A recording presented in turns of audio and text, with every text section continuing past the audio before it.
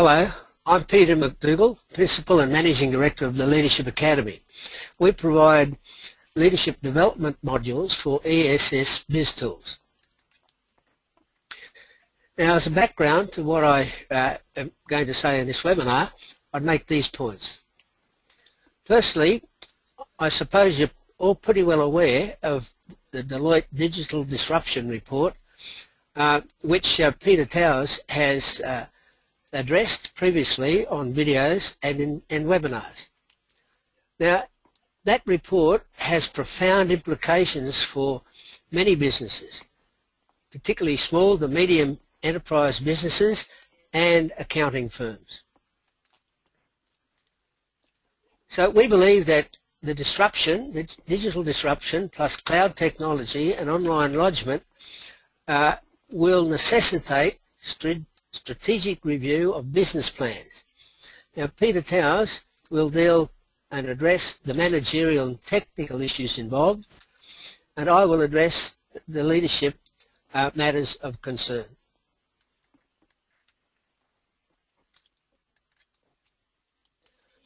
Any strategic review invariably leads to change, and this changes involved in digital disruption will certainly need major change. This statement by Stephen Covey is very relevant about change. If you don't like it, don't like change, you're going to like irrelevance even less. Not accepting change could well result in loss of business operations. The 80% problem. Well, what is this 80% problem? Professor John Cotter, who is a very well regarded professor of business, has written extensively about management and leadership issues of business concern. Cotter, from his research, claims that 80% of change projects, whatever level, fail. So what is the 80% problem?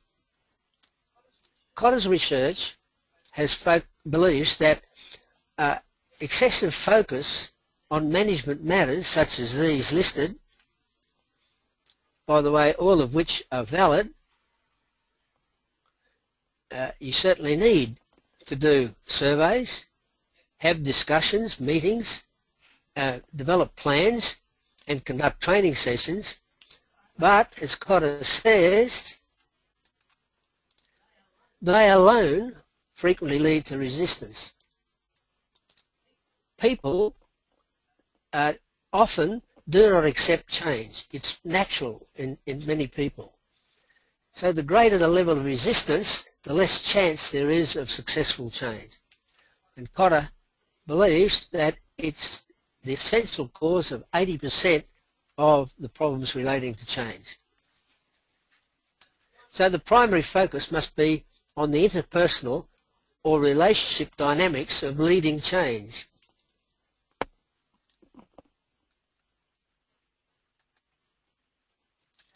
So the answer can be, or must be, not only a process that includes management, but must also include personal leadership at all levels.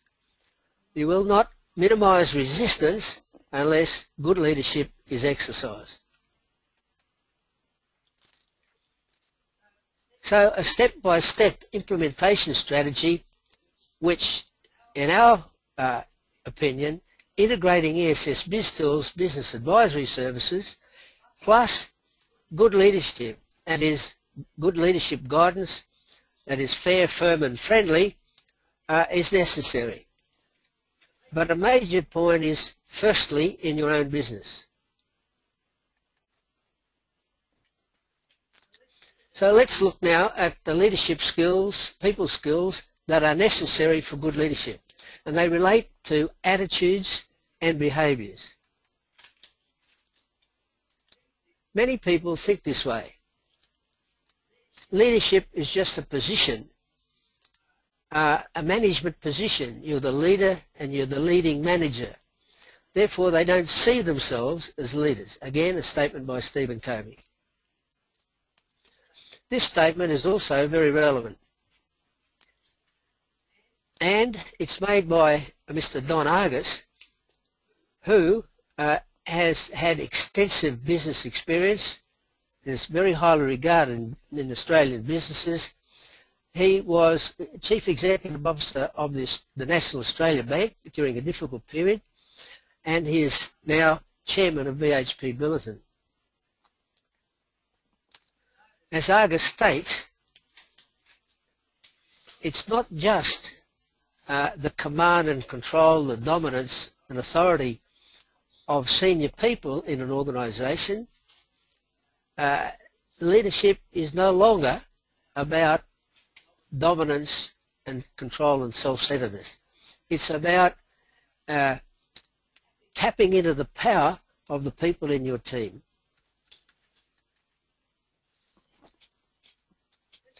Let's have a look now at another couple of statements that are very relevant in the context of leadership. These are our thoughts. Leadership is no longer just obeying the orders of an omnipresent and an omnipotent boss.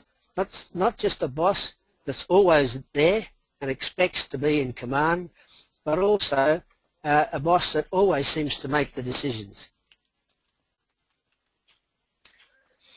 Professor John Adair is our leadership guru in the Leadership Academy. We have adopted and adapted his leadership philosophies. Adair clearly states you are not a leader until you have won the hearts and minds of the people who work for and with you.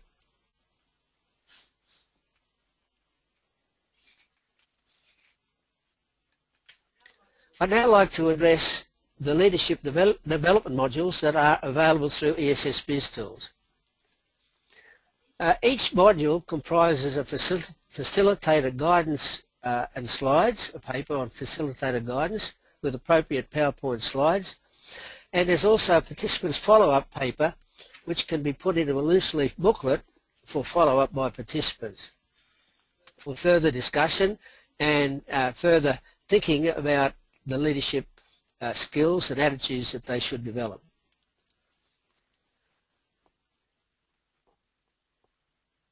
The reason that we have designed these particular modules is that we found in our training that we normally conduct, that is 3 4-day programs in which we address theories about leadership, but we also form people into teams and challenge them to put into practice what we've been talking about and discussing, and then learning through actually doing. We found that SMEs find it very difficult because of their small numbers and their commitments to their work to release people for any length of more than a day. Perhaps even that was very often quite difficult. So we designed these modules which are now available through ESS BIZTOOLS. They're designed so that small to medium enterprises can grow their own leaders in their own time and in their own environment. Now here, very briefly, is the outline of them. Teams and teamwork. We deal with teams and teamwork first because that's the reason that leaders exist. We look at the dynamics of teamwork. We look at what makes good teams and what are the problems that cause teams to fail. And because we have seen through our experiences that the team you have today won't necessarily be the same as the team you have tomorrow or next week. There are all sorts of influences that cause teams to change and grow and develop.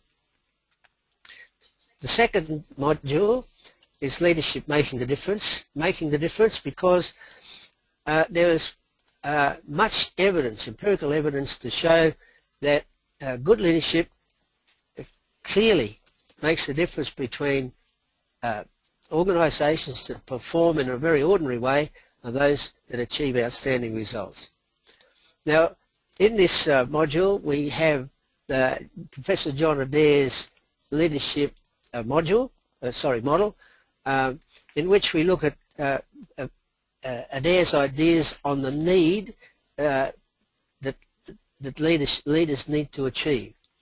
And that is, the model is called the interrelated areas of need. That is, the need to achieve the task, develop and maintain the team, and also develop individuals within the team.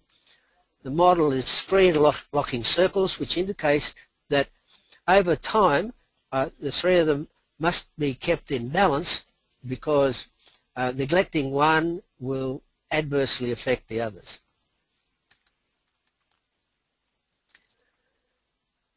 Of course, it's fine to know what to do as a leader, but it's also very important that leaders develop the people skills which will help them work out and exercise how the purpose of leadership are completed successfully. So not only do we look at what to do as a leader, but how we should go about creating the environment in which people in their teams, in the organisation, work willingly together to achieve common goals. Associated with the people skills is developing trust in relationships. Relationships first. How can you trust somebody if you don't really know them? And of course, from trust flows respect.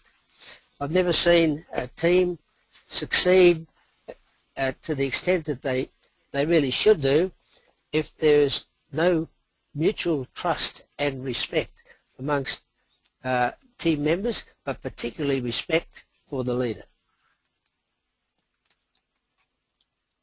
Motivation we deal with two methods of motivation: an intrinsic method, which is all about how people feel within themselves about the work they're doing and the group that they're working with, and extrinsic, which is outside influence, which normally takes the form of, for example, club membership, being paid, tickets to, say, theatre or to dinners, but they're external and they cost money. Therefore, they are discretionary.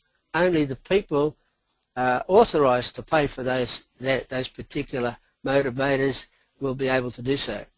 But any team leader can employ intrinsic methods of leadership, of motivating people.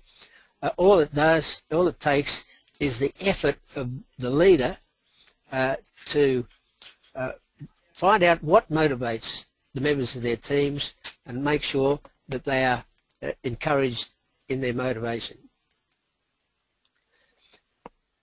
Another module is coaching and counselling. Coaching is one of the best ways that leaders can gain the support and respect of the people who work for them. A leader does not actually have to coach everybody individually, but they must make sure that where the need for coaching is identified, that coaching is carried out. And that can be done by appointing somebody else with the necessary skills to coach somebody who hasn't got them. Counselling is basically about attitudes and behaviours, which if there's a problem with some attitude and behaviour which might adversely affect what the team is doing, when the leader of the team needs to make sure they are aware of that, and then take the steps to have the person counselled if that is necessary. A young leader might not necessarily have the skills to counsel people, say with family difficulties or other monetary problems that is adversely affecting their contribution to the team, but their job is to become aware of it and then arrange the necessary counselling if that's possible. Delegation is a higher level form of coaching. Leaders often have the idea that, or managers have the idea that they need to retain control over everything. One of the reasons they do that is because they don't actually trust other people in their team to perform certain tasks. A leader, good leader, will only retain those decisions that they personally must make. They will look for the opportunity to delegate other activities to people within their team who would benefit from learning how to do those, make those decisions, and therefore the leader is actually developing the individuals in their teams to perform at a higher level. And by the way, that is action of delegation to achieve higher performance and build up a person's capability is greatly appreciated by team members.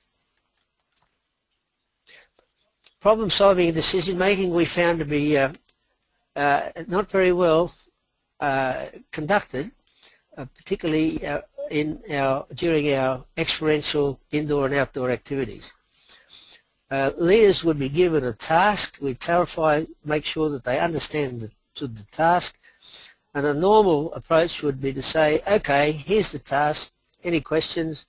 No? Has anybody got any ideas? And of course a flood of quick ideas would probably ensue, which then often confuse the leader as to how to progress.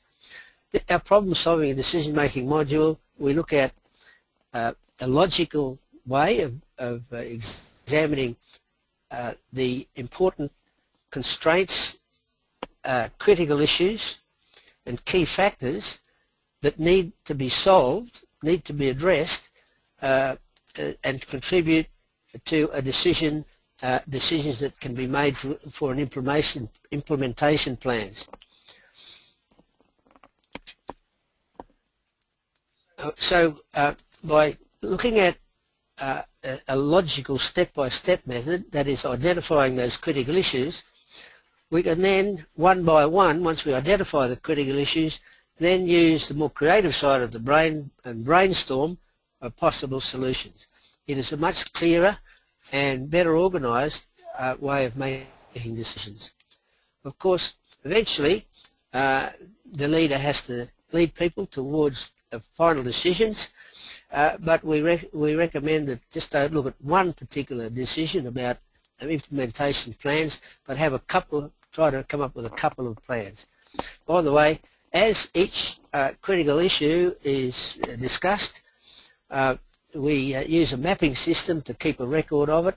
That is, on a whiteboard, you draw a circle or a shape and just put in some key words that identifies that particular critical issue, which can then be brainstormed. Each critical issue is put on the whiteboard, and sometimes there's clear links between one critical issue, ideas about one critical issue, which would be better dealt with in conjunction with another critical issue.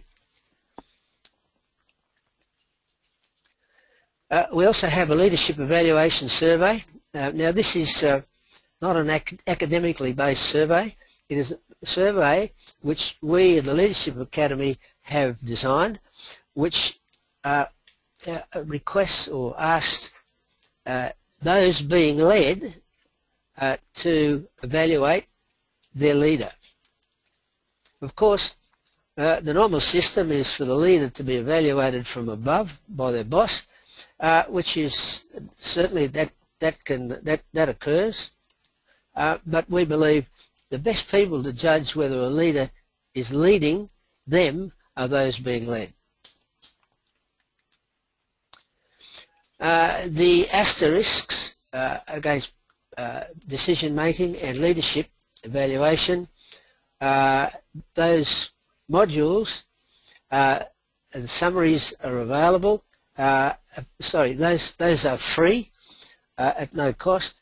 The module summaries are available on ESS BIZTOOLS website, which you can access, visit. Here it is here. And the first thing we do is go to products, and then from products we highlight leadership modules, and then you have access not to the complete modules, but to fairly comprehensive summaries of each of those modules, and that's at no cost. Now, we need to look at Professor John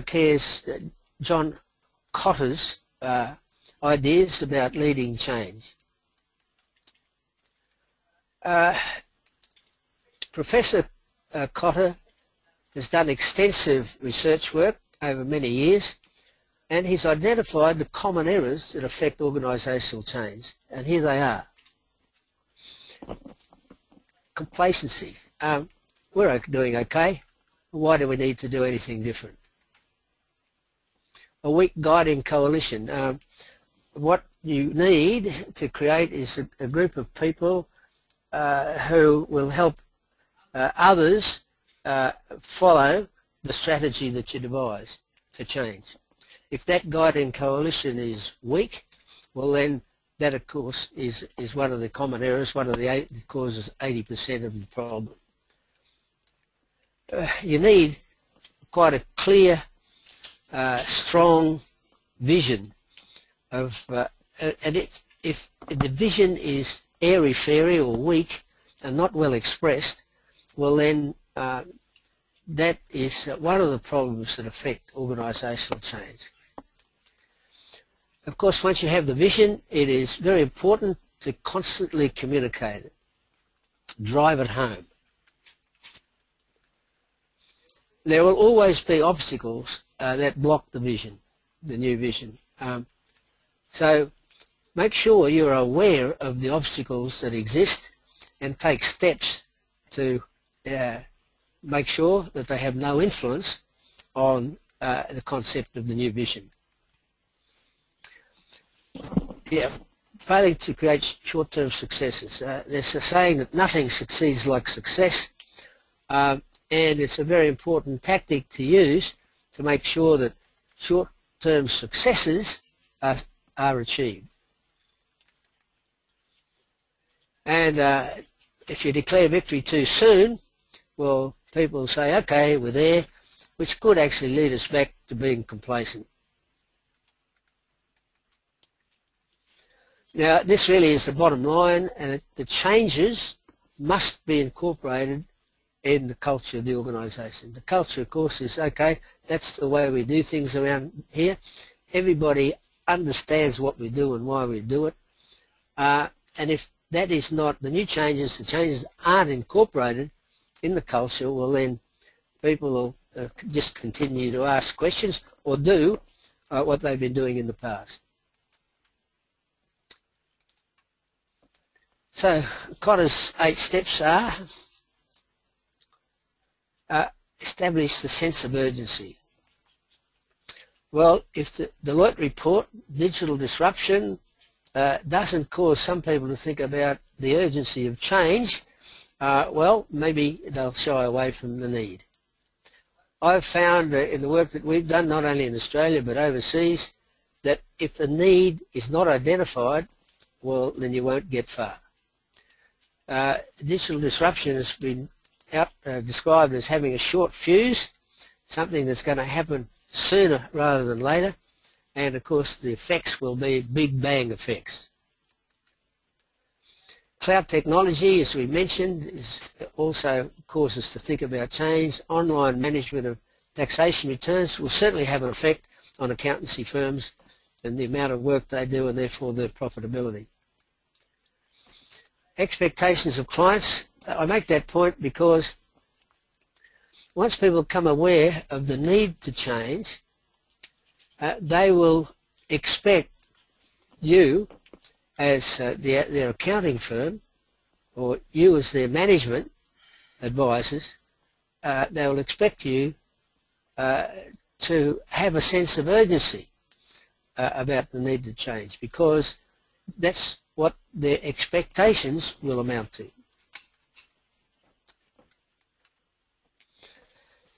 Of course, we mentioned this, implementation guidance team. Importantly, Peter Towers calls them his champions. They need a team that will drive the delivery. It cannot be done by managers alone. it must be become a team must be formed that can take over and drive the delivery. Now, they must be committed and experienced people, of course, and teamwork and leadership is heavily involved. I mean, the whole point about Cotter's 80% and the reason for failure is because of the lack of the personal issues involved. That is, good teamwork and strong leadership. Of course, we need to develop a vision and a strategy, and the benefits of business advisory services will certainly help create a vision that will result in the change, and strategy implies highest level of planning. So we believe that business advisory services plus the structure and culture of the organisation, following the 8 steps guidance plus good leadership will certainly will amount to a strategy that needs to be followed.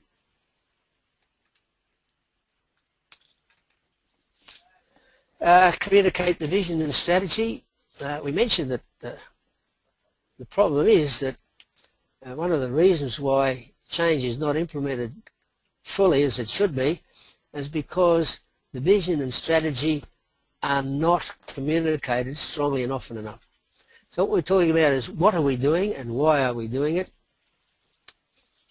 It's got to be by all staff, particularly the champions, as I've just mentioned, and it's got to be constantly reinforced.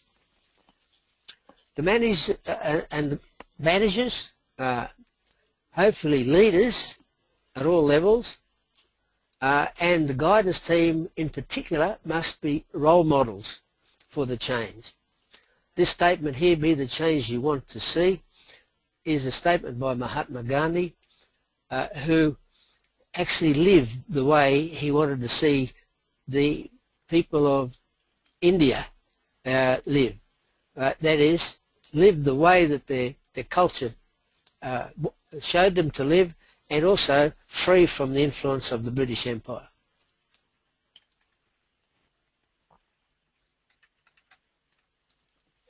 The 5th step is cover all areas, encourage ideas and involvement. This is a very strong statement. Without involvement, no commitment. In the leadership surveys that we conduct, this point comes through quite strongly. If you want me to commit, fully commit to this organisation, please involve me. Involve me in doing what you've asked me to do. Involve me in making decisions, not just instruct me to do what you want to do. There's quite a move discussing in Australia at the moment about innovation. How are we going to innovate to continue developing the industries that we need, new industries? Well, in our experience, if you involve people fully in the work that they are doing, they will very often come up with innovative methods of doing things better or doing something new that people haven't thought of before. And involvement certainly minimises resistance. And change systems or structures that don't fit the vision or strategy. Get rid of them if you have to. Generate quick successes. Well, we mentioned nothing succeeds like success. And successes confirm that the strategy is proceeding is effective. And it helps negate and lessen resistance. And if successes, if you recognise and reward successes, that will help confirm the strategy. And of course, giving recognition and reward for work well done is something that good leaders exercise constantly. Build on the successes. Yep, this will help maintain momentum.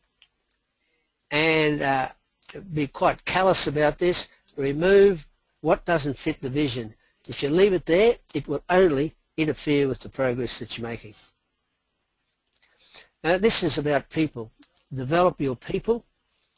Remember Adair's third interlocking circle. Develop the individuals that contribute to your teams. Promote the good ones. Remove those who perhaps still have some resistance and don't wish to be part of the change, and hire new people if necessary. And continuously communicate the vision and the strategy. That point is made several times. It's most important that the vision, people keep the vision in sight.